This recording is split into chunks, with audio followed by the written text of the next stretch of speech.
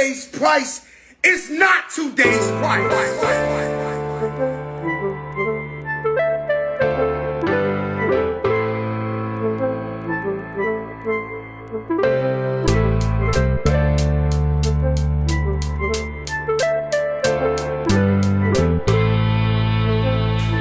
Welcome, ladies and gentlemen. You could have been anywhere in the world, but you're here with us. This is the Maverick Podcast. I am your host, DJ Maverick. Today, we have a very special guest, the one and only Mark Gomez on the podcast. Welcome to the podcast. Hey, dude. What's up? Nothing much. Maybe for the 1% of the people out there that don't know who you are, tell us a little bit about yourself. My name is Mark Gomez. Second time on the podcast. It's been, years, bro, since we did the first one. Yeah, we did the first one back when everything was shut down. Yeah. We did it online and stuff, so I feel like in person is going to be way better. No pressure, but... Well, first, before we move forward, I gave you a gift last time. I was like, that needs to be on the podcast. Oh, that's dude, right. where the hell is it? I'm slipping, right? I'm slipping. Dang. I came in the studio that was the first thing you checked. Yeah, I need to get it. Yeah, because that'll look really cool next to your... That's true. Next to the bottom first here. time trying Clase Azul, though. It's good, bro. It's really good. I'm impressed. Yeah. I've seen it. And you learn how to do the bell? Yeah. No, you sit let's do it. I need to get me one. You gotta do like a spank. I know. Yeah. No, I don't want to break it. That's too nice. That's too nice. So tell us a little bit about yourself for the people out there that don't know who you are. Just maybe elevator pitch who you are. Elevator pitch. So Mark Gomez, born here in Oklahoma City. I was raised first part of my life in Mexico, in Juarez, and moved back to the States when I was 10 years old, and then met you in middle school. Yeah. Met you in middle school, grew up here since then, and then joined the Army soon after high school. Did that for 6 years, got out, college, grad school, been pretty much a federal employee for all my adult life. Yeah, definitely. Yeah. All my adult life, and here we are, currently still work at the federal prison. Yeah. I know you've had one of your previous guests recently. She was a really, really cool work buddy. Kelly Morgan, shout out to Kelly. Yeah, shout out. Yeah. Shout out to K Money. She her episode was really fun. Yeah, we put the wine experience to test. All the suggestions that she gave on the podcast. Yeah, we did. We tried it during dinner. She's pretty spot on, dude. Yeah. I think so. Yeah, we looked like we knew what we were doing. Yeah, she made us look good. Yeah, for sure. So last time you were on the podcast, we kind of just did your background, everything you were into. But this time, since you're returning champ on the podcast, maybe we just dive into current events. You know, I know you wanted to talk about Bad Bunny. Do you just want to, jump into Bad Bunny or what? We can, dude. It's just I know when you asked me, it's like, hey man, what can we talk about? And I said, you and I have had this conversation before. You're so much into music, obviously, and I love music. You and I have that in common. But one of the things, not hip hop though. No matter how hard I try to get you to go to a hip hop concert, that's one thing we can talk about. But with the Bad Bunny craze, dude, it's just, to me, it's. I have a lot of opinions. I'm opinionated about it, and probably your viewers are gonna be like, "Look, don't invite that dude back. So he's gonna mess up your ratings." Bad Bunny, underrated or overrated? I mean, overrated. To me, it's so overrated. Yeah. I've been. I don't know. It's the voice. It's like it was drilled into people's heads. I still can't get over it. I think it's gotten better. I think he's enunciating his words more than when he first started. I think he does it on purpose sometimes. He's going to get a lot of attention. But yeah, I mean, to me, I think you got to take music for what it's worth and where it's supposed to be played at, right? I think there's always a place and a time and even a mood for music. So that's why I think I kind of take things differently. Yeah. You remember back in the day, La Canción del Gato Volador. Remember that? Yeah. If you listen to that song anywhere else but the club, it's like, what the heck is this? That's a very good point, dude. But if you were to listen to that song in the club when it was popping, and it you feel the bass and the people are going crazy, and then you wait for the drop, El Gato, and then the whole club goes crazy. Yeah, so that's where I would put Bad Bunny. There's party music, good feeling music, you know. maybe even if you were doing like a workout class or something, I could see like Bad Bunny now getting all the ladies like crazy hype, you know? I'm open-minded and see now when you bring that up, like that when you deliver that narrative is pretty good, because I mean, if I'm at a club and they play a Bad Bunny song, I'm not gonna go sit down. Right. If I'm dancing to it, right? Because if it sounds cool and it's got the vibe, the rhythm, then okay, let's go with it. Yeah. But because imagine if you're at a club and they play Jose Jose. Right? I mean, Jose is like the GOAT, right? Okay. And then when you're just like maybe on the porch, you know, enjoying a nice drink or whatever with your lady, Jose Jose is like a vibe. Okay. Right? Okay. But I would think I would want Bad Bunny in the club. What do you think of the, not changing gears too much, but like, what do you think of the Peso Pluma thing going Peso Pluma? I think it's a cool win for like the Hispanic culture. Yeah. You know, is he like the most talented dude ever? No, but he's marketable, right? Yeah. So he's catchy. Everybody's doing the dance. Yeah. His voice is memorable. And I think he's like a likable guy. Like he just reminds me of like a guy I grew up with or something. When you see his face, it's like, oh, okay, he's probably cool to hang out with, right? Yeah, it's I was watching this, maybe you watched it too, but I was watching this, obviously we're going to reference TikTok a lot because it's taking over the world, right? So yeah, it's the dude was making a reference about or an analogy or metaphor with Taco Bell. Okay. So if somebody tells you, hey man, let's go to Taco Bell, get some Mexican food. Yeah. And then you're Mexican, I'm Mexican. I'm like, what? Right. And so he's like, that's the same thing with like Peso Pluma music or like corridos tumbados, right? Okay. Which is big right now. He's like, hey, let's listen to some Mexican music, and they put corridos tumbados on there. And then you as a Mexican, you're like, what? Come on, man. That's not. I mean, I could see that. So it's like the Taco Bell of Mexican food. I mean, I could see that, but it also like reminds me of like kids that are growing up now, right? So the whole corridos tumbado kind of derives from kids growing up listening to hip hop, listening to pop, listening to all this stuff. So it's like a merge, right? Okay. And to me, it's cool that they're still keeping all those instruments alive, like the old school bass, and like the tuba and everything. To me, it's cool. I like it, right? Yeah. I mean, I think so. His parents are Lebanese background. I don't know if you know that. So I didn't know that. So his parents are Lebanese. He grew up in Mexico, but he's Lebanese, and he was like a super good soccer player. I knew that. Yeah, I knew that part. I didn't know his background was like Lebanese. So if you think about that, like how cool is that? Like this guy with a Lebanese background, growing up in Mexico,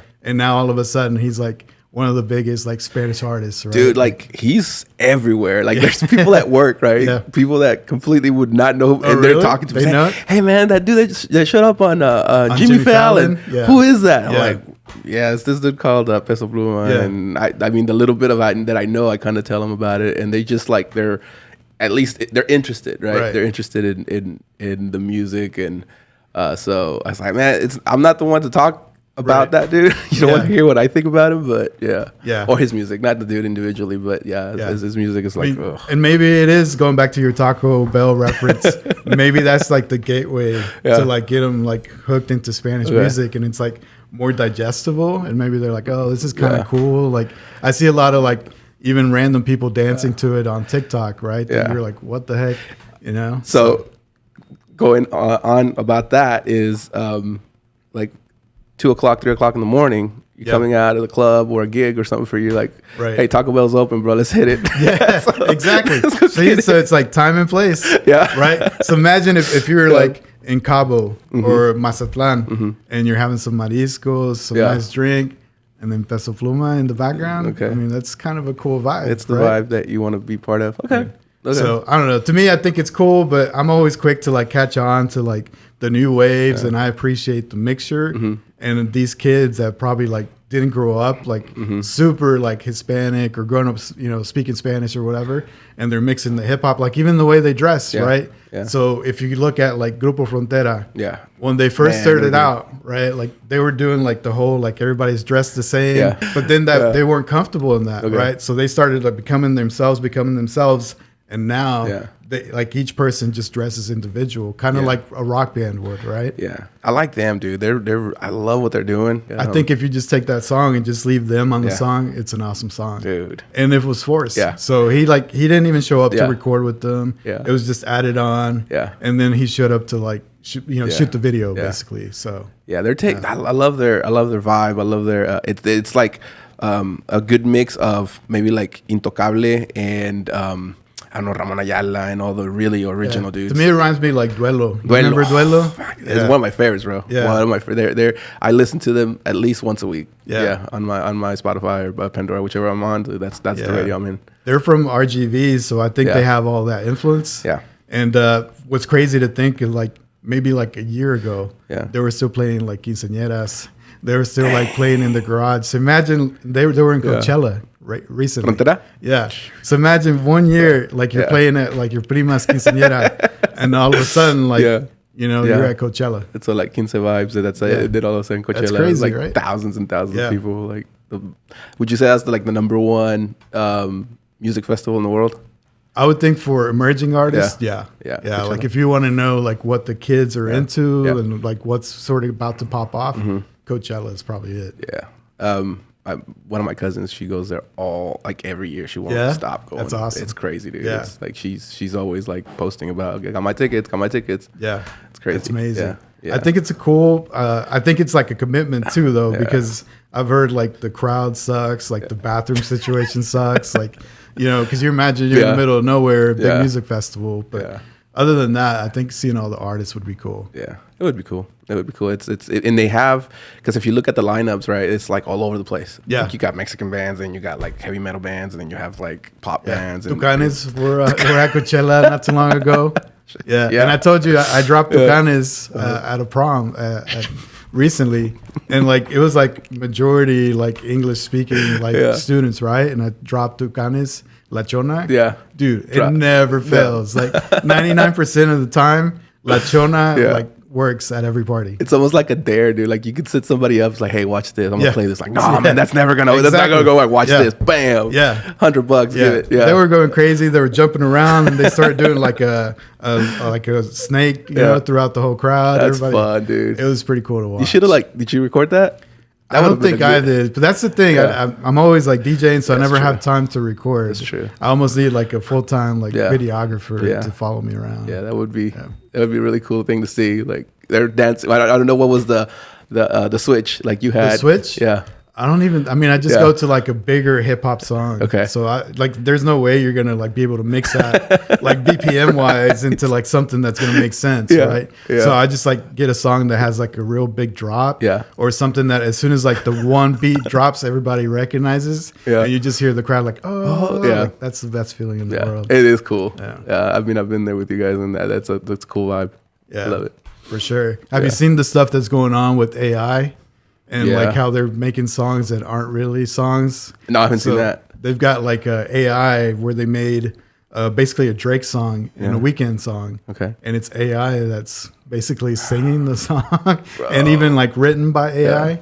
It's pretty crazy. Shit, like AIs, we're becoming, I think I told you this before, but it's like we're becoming the Wall-E people. Yeah.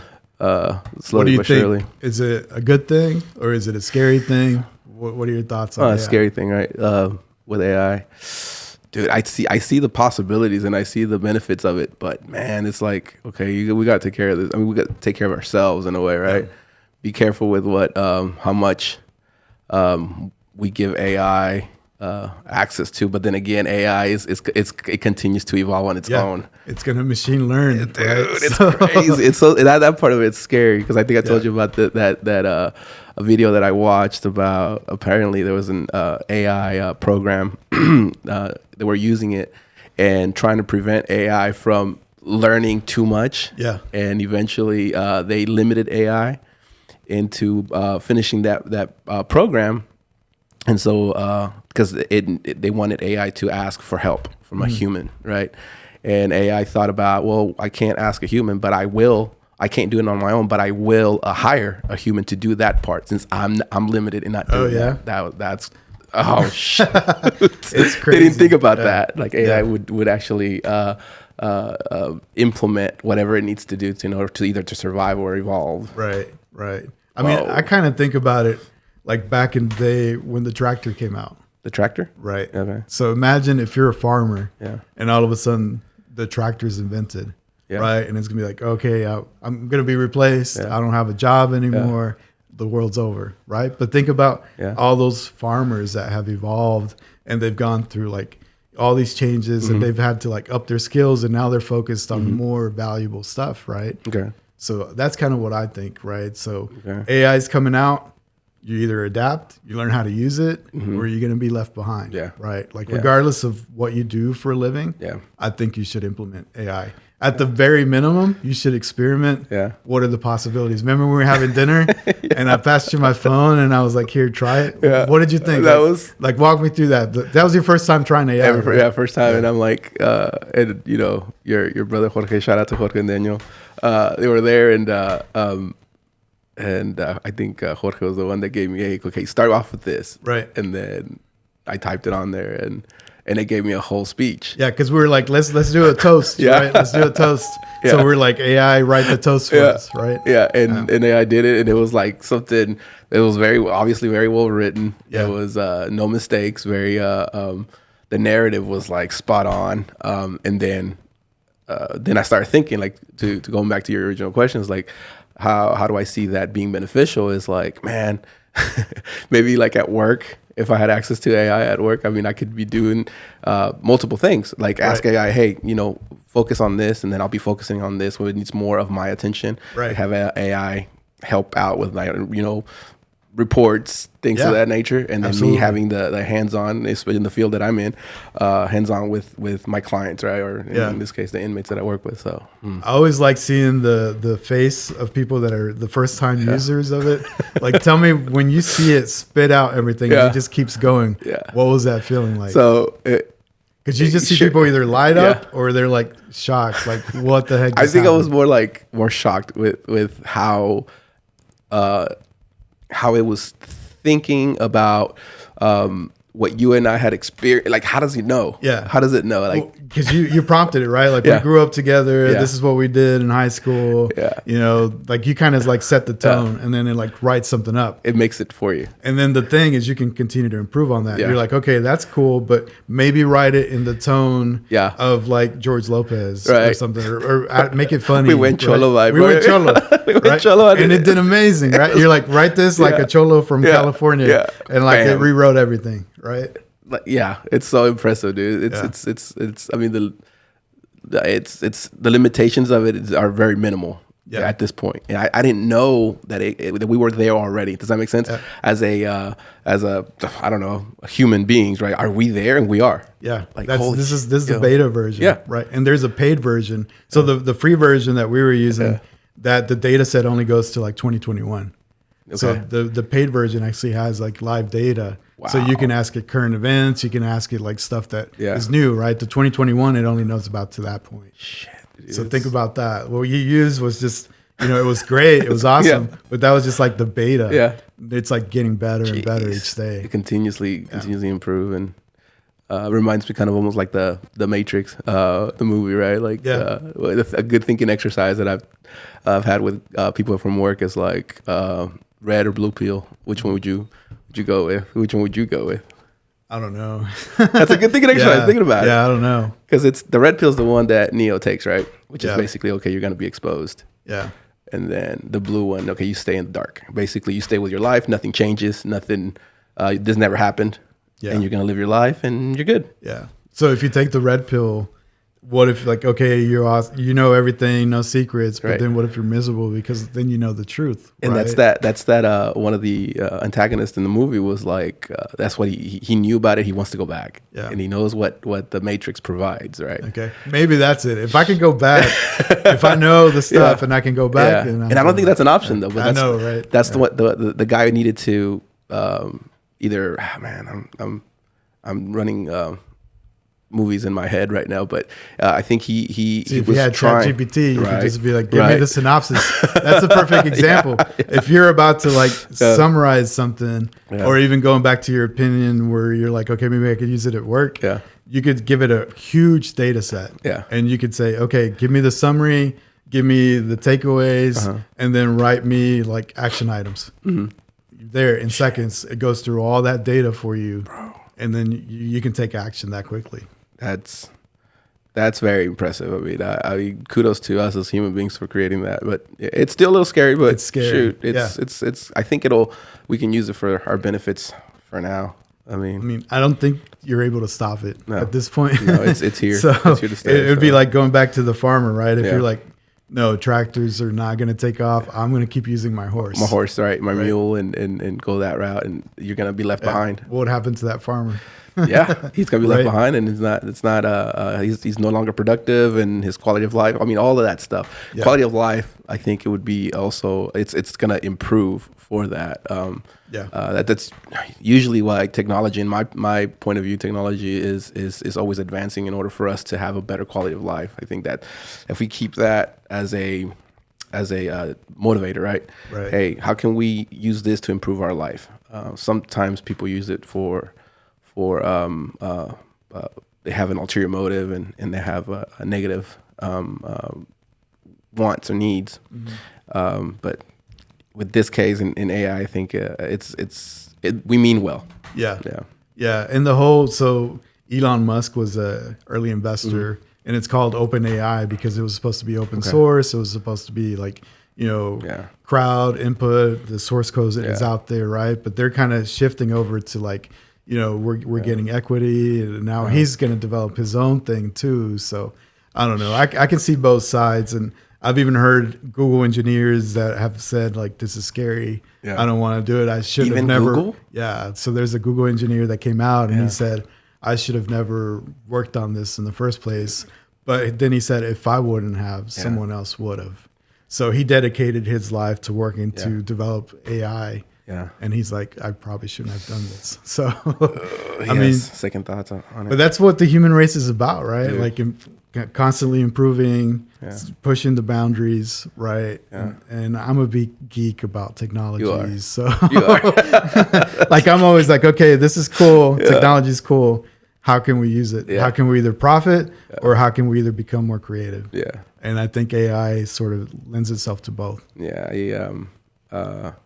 I turn to you too when I have questions about, hey, dude, I heard this and that. What are your thoughts on this? And you're my subject matter expert, so so thanks for that. I'm always probably on the other extreme. I'm always like, let's go. Let's go. Yeah. I don't know if I'm the biggest advocate or not. I don't know. You're pretty biased about it. Yeah, but that's cool. I mean, I can make my own decisions, but I definitely I love your perspective on things. You've given me a lot of aha moments, for lack of a better term, is like the having so much access to iPads or phones with the kids, right? Like what you told me, I've told that to a lot of people at work that have kids. Basically what you told me was like, hey man, you saying you want to limit their access to technology, however, what are the other kids doing that are at their age? Yeah, they're not doing that. They're gonna be there, so they're gonna continue to be on the phone or iPads and researching and learning,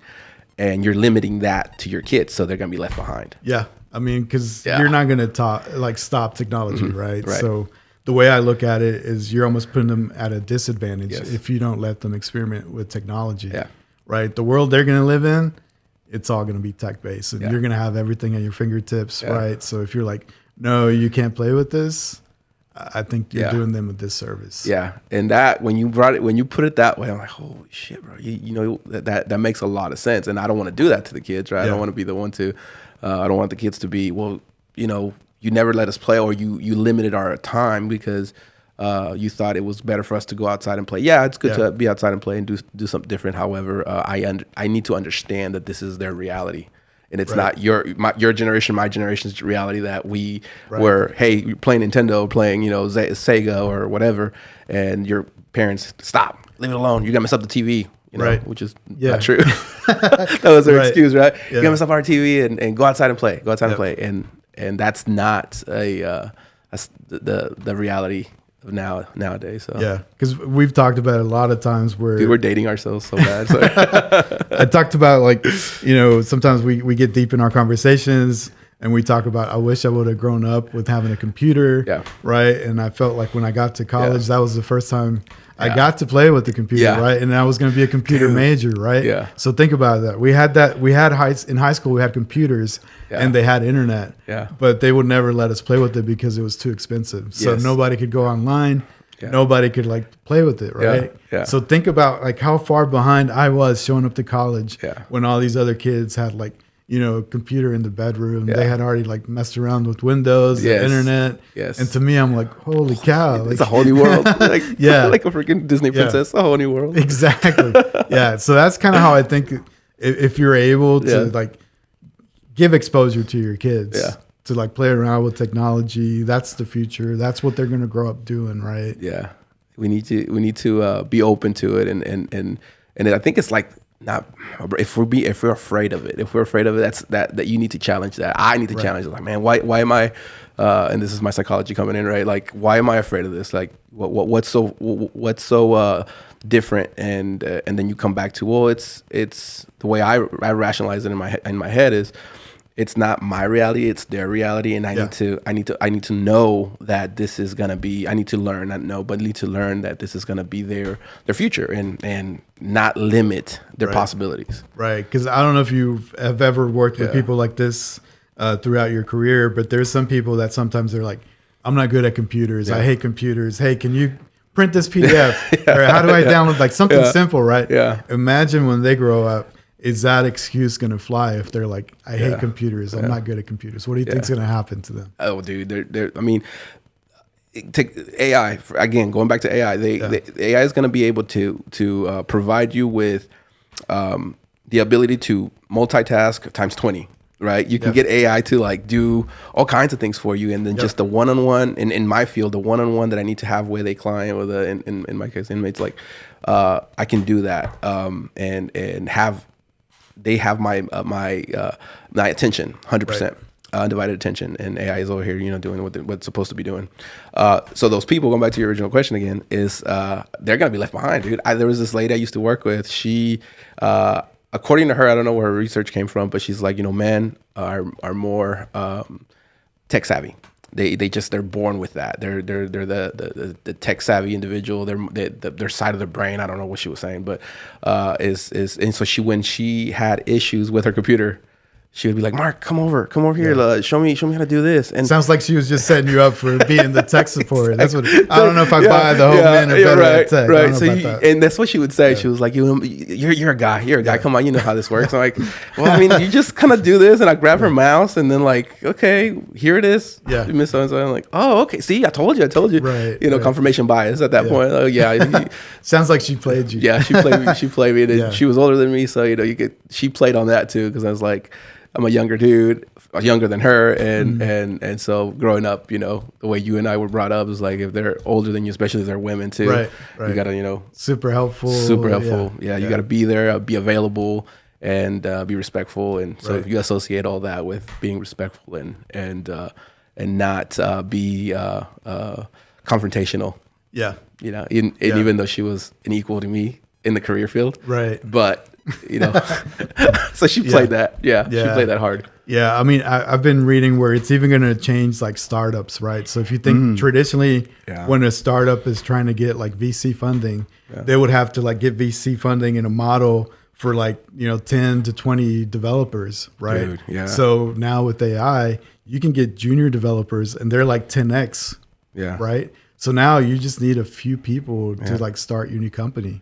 So if you think about that, the funding and the overhead to start a new company, the playing field's going to be like super level, right? So even if you're like a novice developer, you can get up to a senior developer level just, you know, using AI.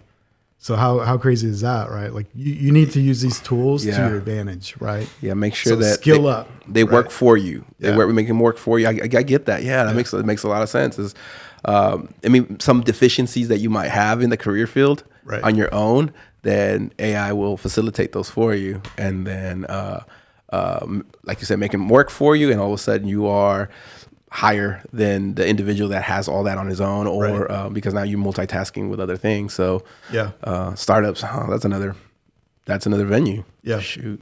Yeah, I mean, there's a lot of opportunities.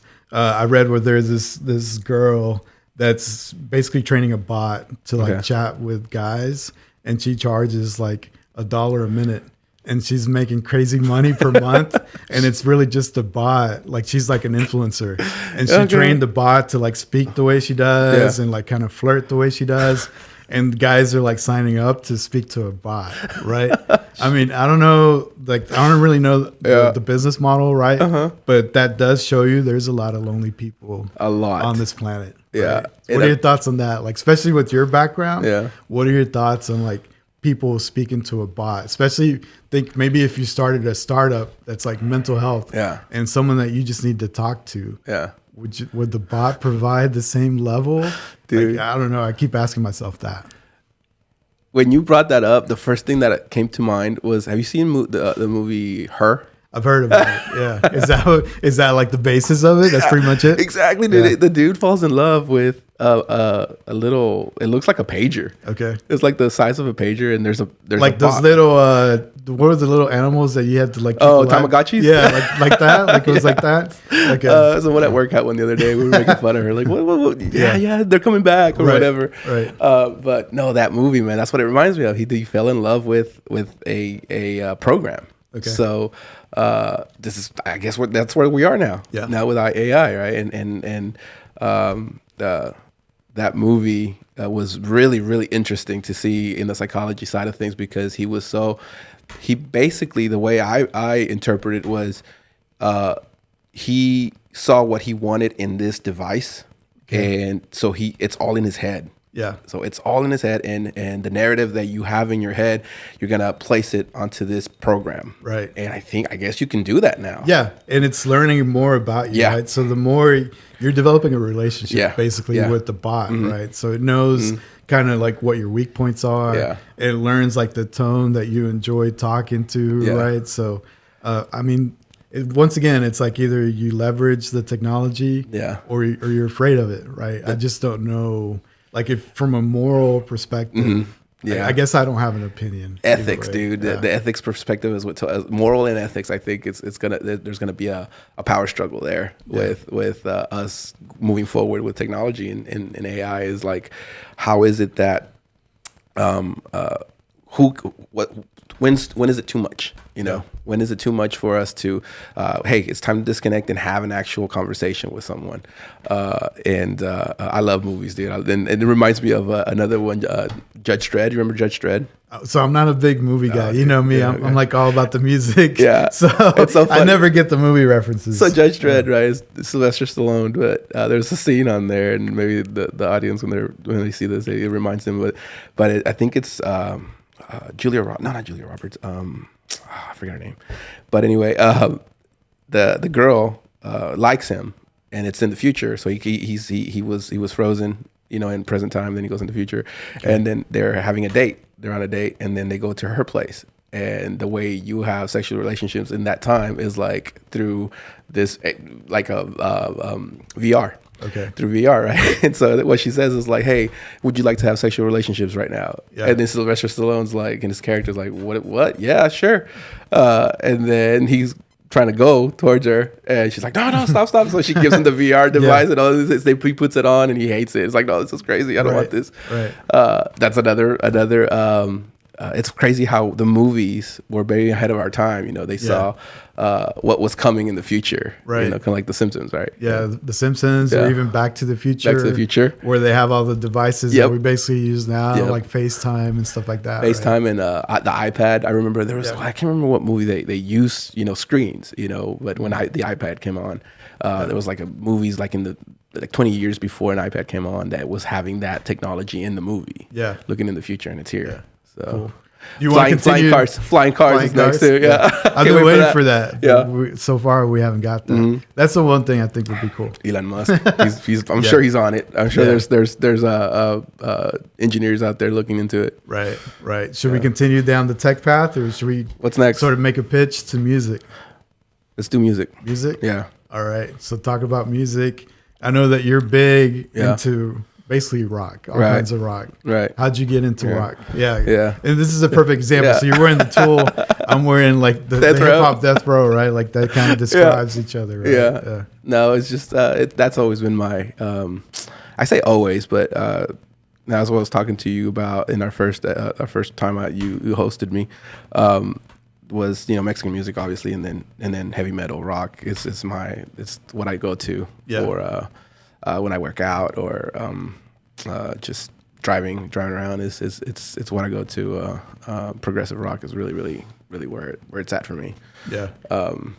Like tonight we're gonna go and check out a combination of both, right? Yeah. Mexican music with rock. It's gonna be awesome. So yeah. Let's talk about the Tool concerts because I had never been. And then I went one time with you, right? Yeah. And then multiple times now. But the first time I went, kind of felt like a cult. I'm not going to lie. Like it feels like a cult. Like everybody sort of like knows the set list. Everybody's wearing the gear. Yeah. And then tell me about like the whole like merch and how you know if people have been to the concerts, all that, right? Well, I mean, like in this shirt, right? You see the side. Each shirt, when you buy it, if you buy like a Hot Topic or whatever, the shirt will have a little star, but if the star is white, that means it's not a concert shirt. Okay. But if the star is red, that means you got it at a concert. So you've been to the concert. So somebody that really knows and looks at you is like, oh, he's halfway there. Maybe he likes the band, he likes the music, but he's not really invested.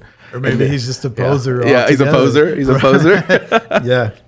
So that's how you would know. But going back to them, they're.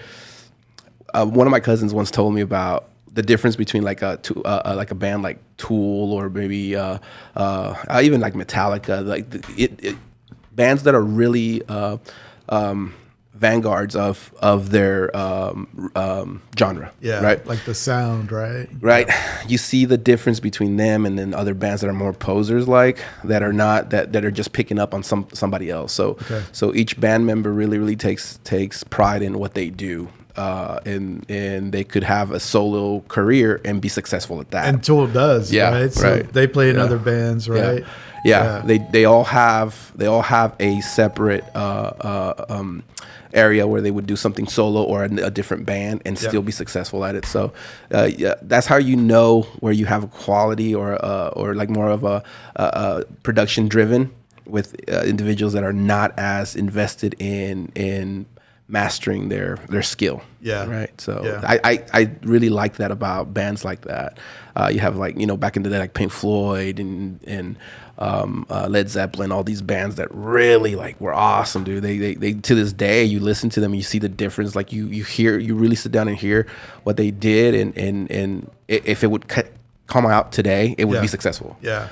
Like everybody's like a master of the instrument that they're playing, right? Yeah. Like the Tool drummer, what's the Danny Carey? Yeah, like that guy is like amazing. Dude, like his like even like setup where he has like the big gongs and like all these like African drums and like from all over the world, basically percussions from all over the world, right? Dude. And he has some that I don't know if he made them on his own, but I haven't seen anyone else use them. Yeah. There was one in the back. You remember that one that looked like a keyboard, like a giant keyboard, and you're like, "What is that?" And then he starts playing. He's like, and he makes this sound, right? That you'd never think would come from a device like that. Like, whoa, it's really cool to see and hear it. It's awesome. I actually earlier today I met this dude and he saw my shirt. It's like, cool shirt, bro. And I'm telling you, it's like a cult. I'm telling you. I don't know where this story's headed, but go on. No. He was like, and we started talking. I was like, how many concerts you been to? I've been to all of them. It's like since when? 2012. Like, since I've been to all the concerts that are near here. And he's like, man, I went to Vegas once.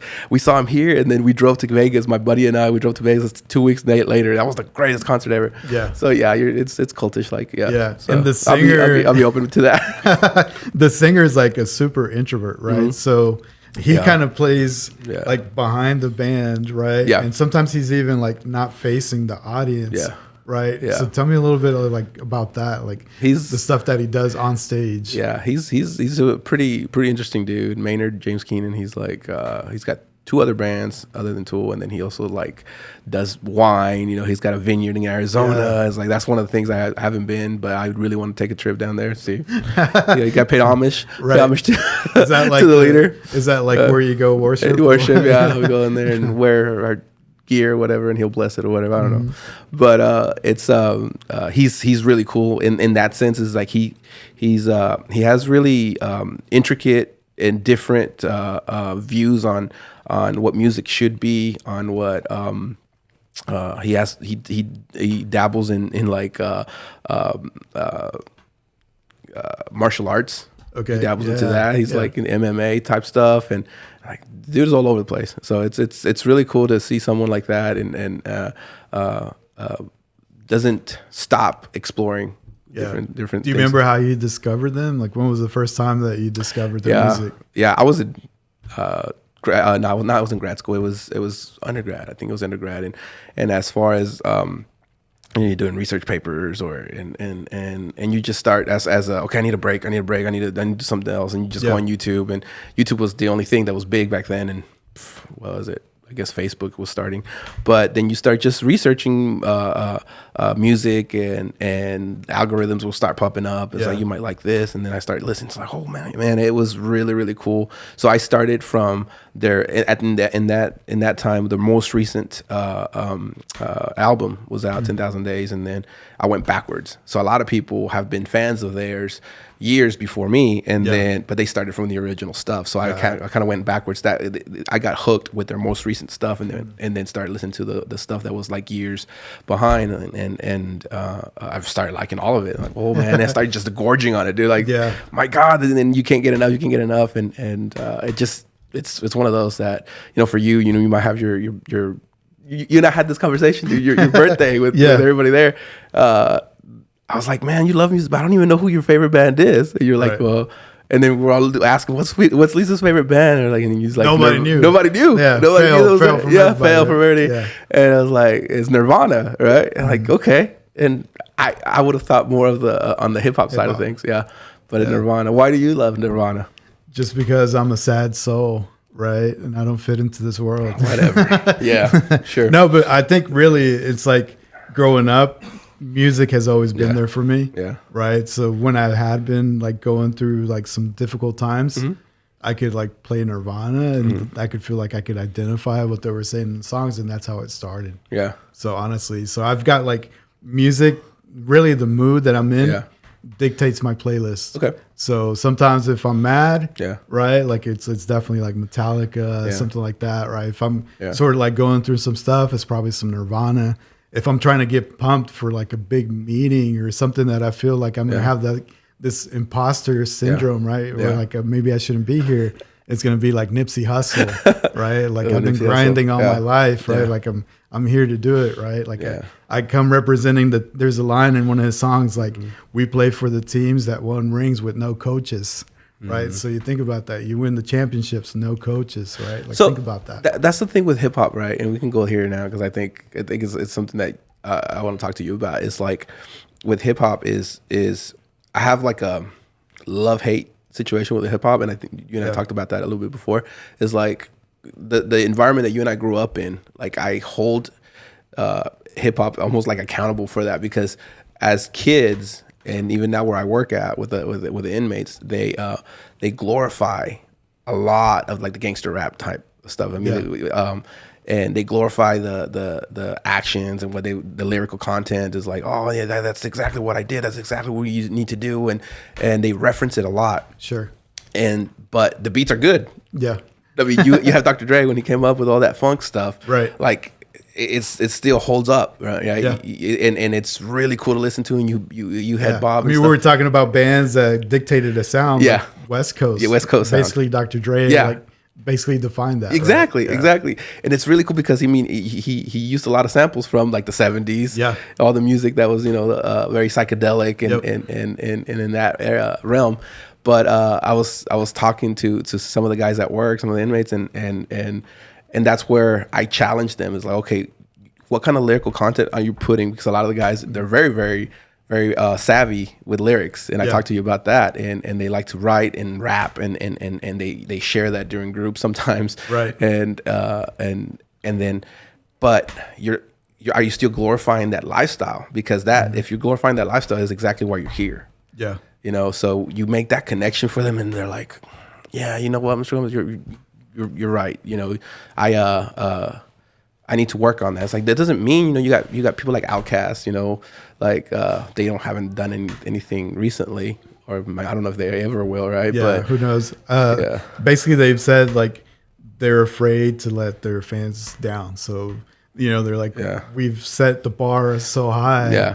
Do we even have to like do it anymore? Do we want that pressure to like top it, right? And I can identify with that. Like, you know, sometimes you got to know when to hang the top, bro. It is hard, right? It's like, because people expect that, right, or a higher level of what they're used to. You see that with boxers all the time. Yeah, they try to take it too far. And then this legend starts like diminishing what they've accomplished because they didn't know when to hang the towel.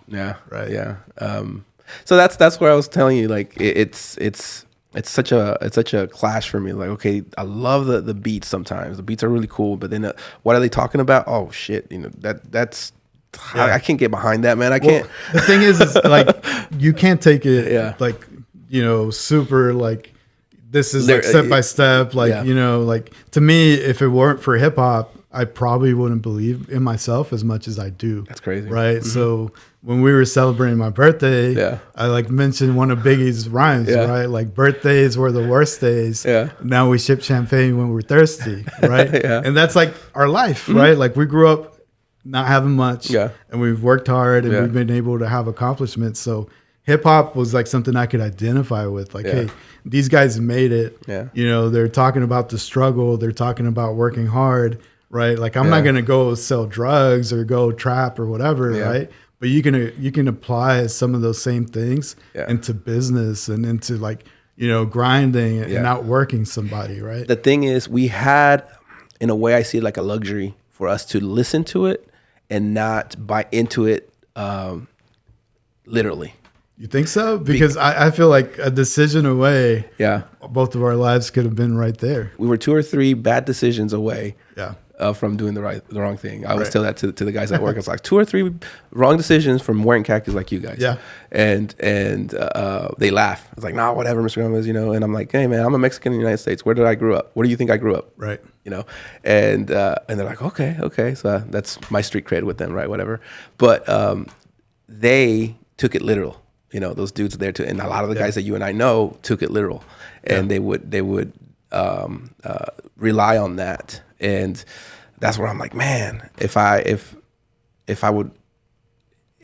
continue to listen to this, if I continue to empower this, that's what I have a power struggle with. That is, these dudes are saying things that are not right, and the sound is good.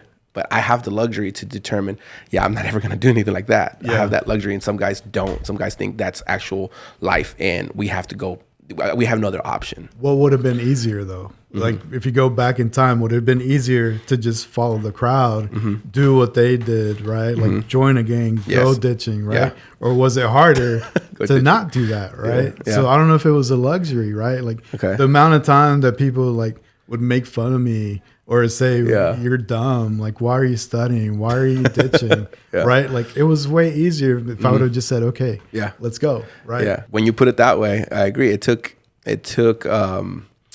discipline on your part, right? To say, if you were hearing this from guys like me, it's like, come on, bro, you know, me influencing you in this, let's go. This is like in a friendly manner, right? So if you would have said that, like, but I'm talking about like gangs, right? Like, the pressure to join a gang, especially in the 90s. Right? I don't know if it's the same. I don't really hear a lot about gangs anymore. I don't either. Right? We're not in that. But like that 90s, like, gang culture was everywhere, right? And then there was immigrants that felt like they didn't have a family, right? Like, you don't fit in. Everybody's making fun of you. Maybe you don't have the resources for like the cool Nikes, right? Yeah. So all of a sudden, Converse become cool because they're way cheaper. Not anymore. Right? And then, like, now you have the style, you have this family that you can join. Right. And I think that happened to a lot of people. Yeah. It goes with, you know, just your basic needs. When you brought that up, and I think about it's pretty a lot of people know about the Maslow's hierarchy of needs, right?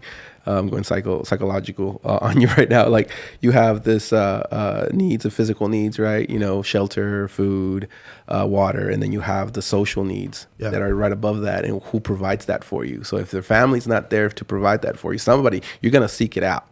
And if you don't get it, from your family, then somebody is going to give it to you, and then you associate that with, okay, a gang. Hey, this is a group. This is where I belonging, right? Right. Feelings of belongingness, and if they provide that for you, then that's what it is. And there's rules behind that, and this is what you have to do in order for you to be part of this. Yeah.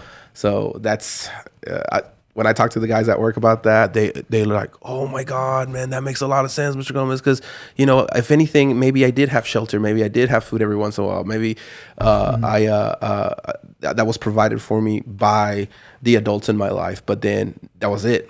Yeah. And then so I needed to seek that. I was seeking belongingness. I was seeking, and then the dudes around the block would provide that, and okay, this is where I belong. I'm loved here. Right.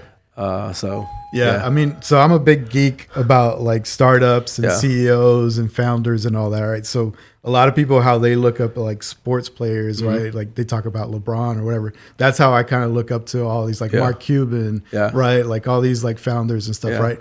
And if you look across the board of all the CEOs, all the founders that have done something, they've had a struggle. Okay. Right. Like either they grew up with like lack of resources or their family was all messed up. Yeah. Right. So I don't know if that's a great way to become strong or to like become ambitious. Mm-hmm. But if you look across the board, all the CEOs, all the great leaders that we've had, they've all had struggles. What are your thoughts on that? The correlation there, it'd be interesting. Yeah, it'd be interesting to see or have a backstory about that, right? If are they able to have the insight that have they shared that insight also? Like, hey man, this is why I went this route, and I was not gonna comply with the norms, right? I went above and beyond, or went a different route because I did struggle. I was not provided with all the regular everyday lifestyles that everyone has, and I was not conventional in that way. Right. So Mark Cuban has like dived into that. Yeah. And during college, he was super broke. Yeah. He worked at bars. He worked like random stuff. And one of the things that he would do to make money to be able to afford, going to school is he would look for an abandoned warehouse or something, throw an event, and then like just hire his friends to work the door, like, try to be different. Like he would give all the girls like a free bottle. I didn't know this, dude. That's so cool. That way, like there would be more girls at the party versus guys. So he was doing all this stuff like, in college, right? And the way that he ended up in Dallas was that like that was like the spot that his car could make it to without breaking down. So he got to Dallas, his car like didn't make it, and he found a car on the side of the road. And you know how when they're on the side of the road, they have like the sticker. Like you got to pay your fine. The orange sticker. Right. So he saw that like it had been there for days, and he was like, nobody's paying for this. So he called up the place and he's like, how much do they owe on this? And then he called the bank and he's like, how much do they owe on this? If I pay the fines, can I keep the car? Yeah. And that's how he got his car in Dallas to like move around. So think about just like being creative and having to do things out of struggle to make things happen. Right. And to me, that's where hip hop sort of like dictates that lifestyle, making something out of nothing. Yeah. So kind of bring it back. You brought Nipsey Hussle, and I'm not gonna drop any names or anything, or I'm not a name dropper or anything. But like, I think I told you the story that one of the guys that was in there when he got killed, was a relative of his. Really? Yeah. Oh, wow. He brought up him in a group, and he was really, really hurt by it. Because he showed me pictures of the store, and he would tell me about their struggle, but it freaking sucks that same that struggle along with the success eventually came back. He's not the rule, right? He's the exception of what happened to him. But it was really sad to see because I didn't know anything about his music when it happened. At work, all the guys were like talking about it. Everybody was like congregating, and other staff would tell me who he was. I'm like, okay, and all of a sudden that relative comes to me, and then he starts processing it. Like, wow, apparently he was really, really big, and but he eventually processed it and did really, really good with it. Yeah, did really, really, really good with it. So. Hopefully he's doing well, but it was sad. It was really sad to see because he was such a young dude and he had such good success, and it sounded like he was really trying to do the right thing, but the street really got back to him. Right. He was trying to, make opportunities happen for basically the community that he grew up in, right? So, and he was even laying out the blueprint of don't go commercial, don't sign away all your rights for your music, create merch, so he was basically given the blueprint of this is how you're going to be successful. This is how you're going to create generational wealth. Yeah. Right. He was really impressive. He kept it very, grassroots, was very into his neighborhood, his family, and that eventually is what my understanding and what that dude was telling me individually. It without breaking confidentiality, it was basically what got him is that he kept it so. He wanted to help everybody out, right? And the dude that got him was not. He was close to him. He was close to him. Yeah. So we are running out of time, dude. Already, right? But before we sign off, this is the Maverick Podcast. Yeah. So I want to hear from you. What does it mean to be a Maverick? Just I think determination, bro. Like being determined to follow your. It's all cliche, right? Like follow your dreams, right? It's really, really cliche, it's the truth. But it's just truthful. Yeah, there's some truth to that. So just not giving up and another word that we used earlier too, like convention or conventional or unconventional. I think to be Maverick, you have to be unconventional to a certain extent, right? Not follow the crowd and do something different. I think it's important to do that. It's important to allow influences to do that, to influence you in the right way, and then you make allow it to you process it, the information that you're getting. If it's going to be influential, then you use it to your best ability, and allowing that to work for you is very Maverick like, I guess. There you go. Yeah, I like that. That's a great synopsis. You knocked it out of the park. Sure. Yeah. So there you go. Well, I mean, it's always an awesome time, dude. Right? And I definitely want to give you your flowers. Guys never get flowers until it's too late, right? So I definitely want to say I'm proud of you. Bro. Everything you've done and continue to do, right? Continued success, right? We both know like where we came from, and how hard we've had to work to get where we are, and I hope we continue to do that, right? Dude, keep grinding, right? Keep grinding, and I love the time that we always spend together. It's always really fun. We've been doing it more often, and I think it's very, for me, I feel very gratified by it, and I really cherish it. So, dude. I love the hell out of you. Maybe you have to like become a regular. We'll have to ask the audience, right? Like drop it in the chat. Cool. Like if you guys think, hey, Mark should be a regular, we're gonna put you on the spot. The pessimist in me was like, dude, don't never get that back. That dude, never again, or else we'll stop watching and hearing, But awesome. That'd be cool, dude. I mean, anytime you need me to be here, and I love having these conversations. It's so fun. Yeah, it's all over the place, and this is kind of like what we do when we just hang out. We talk about everything. Right? Yeah. Sometimes we get super deep, and sometimes we're just like going back and forth of like why hip hop sucks. Yeah. And why rock. Why rock is like awesome. The ultimate. Right? Yeah. It's okay. Awesome. All right. Well, I want to thank you. Yeah, bro. Taking time out of your busy schedule to be here. Not really. Bro. Right. Awesome. I love being here. All right. There you have it, ladies and gentlemen. The super talented Mark Gomez on the Maverick Podcast. Keep grinding because in dreams we trust.